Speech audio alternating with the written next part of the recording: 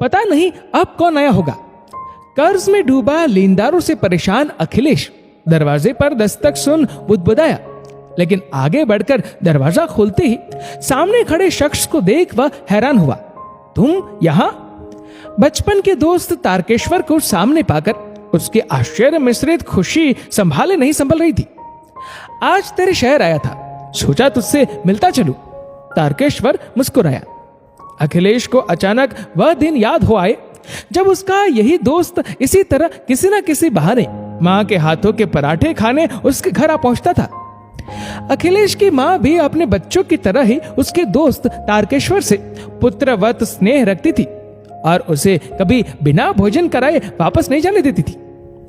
असल में बचपन में अपनी मां को खो चुका तारकेश्वर उसी मोहल्ले में अपने पिता के साथ एक किराए के मकान में रहता था, जहां अखिलेश के पिता की बहुत बड़ी जानी मानी होलसेल की दुकान थी।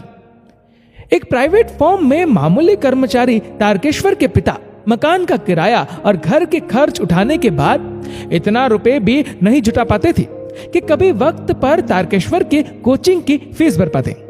लेकिन अपने पिता के दुकान से अच्छी कमाई होने की वजह से उन दिनों अखिलेश के साथ पैसों की किल्लत जैसी कोई समस्या नहीं थी। यही वजह थी कि कभी कभार अखिलेश रुपए पैसों से भी अपने दोस्त तारकेश्वर के मदद कर दिया करता था। कॉलेज की पढ़ाई खत्म कर अखिलेश उसी शहर में रह गया, किंतु तारकेश्वर नौकरी के सिलसिले में किसी दूसरे शहर में जा बसा था। व्यावसायिक और पारिवारिक जिम्मेदारियों के बीच उन दोनों की व्यस्तता इतनी बड़ी कि वर्षों तक उन दोनों ने एक दूसरे की कोई सुधि नहीं ली। लेकिन अभी कुछ दिनों पहले ही दोनों ने फेसबुक के माध्यम से एक दूसरे को ढूंढ निकाला था और आज तो वह दोनों एक दूसरे के आमने सामने खड़े थे।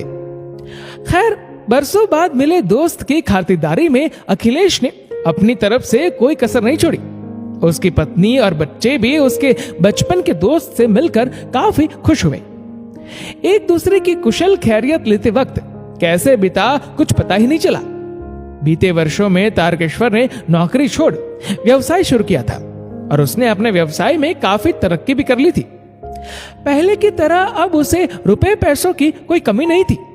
बातों ही बातों में पिता की मृत्यु के बाद अखिलेश और उसके भाइयों के बीच व्यवसाय के बंटवारे और उसके बाद उसके डूबते व्यवसाय की हालत समझ तारकेश्वर ने उसे अपने जमे जमाए व्यवसाय में पार्टनरशिप का प्रस्ताव दे दिया और अखिलेश ने भी खुशी खुशी दोस्त का प्रस्ताव स्वीकार कर लिया।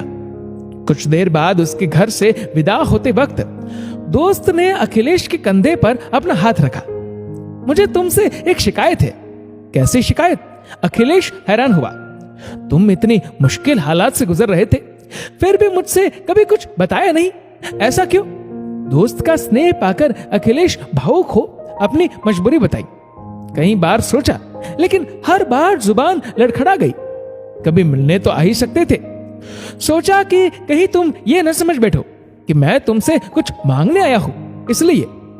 इसके आगे अखिलेश कुछ और सफाई देता, लेकिन दोस्त ने उसकी बात बीच में ही काट दी। लेकिन मैंने तो तब ऐसा कभी नहीं सोचा जब मैं भूखे पेट तुम्हारे घर आ जाता था। दोस्त की बात सुन अखिलेश निशब्द हुआ, लेकिन तारकेश्वर ने अपनी बात जारी रखी। और तब भी ऐसा नहीं सोचा जब मेरे कोचिंग की फीस कई बार तुम दे दिया करते थे। दशकों पुरानी बातें याद रखे दोस्त के स्मरण शक्ति पर हैरान अखिलेश अब चुप न रह सका। उसने आगे बढ़कर तारकेश्वर को गले लगा लिया। तुम्हें अपने दोस्त से मांगने की क्या जरूरत? मैं तुम्हारी मजबूरी समझ सकता था।